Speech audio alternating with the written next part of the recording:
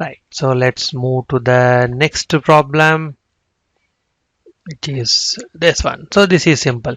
Let f of x be real periodic function satisfying f of minus x equal to minus f of x. Means what? This implies f of x is odd. Okay, then general form of its Fourier transform is, we have to write down, we have to choose the right choice. Okay, because the function is odd, definitely what will happen? Note that the Fourier coefficients are given in Fourier series representation is given in trigonometric representation, and hence if the function is odd, what will happen? A naught is 0, ak is 0, and who will exist? Only b case exist. Okay, only b case exists. So let us see which one is correct.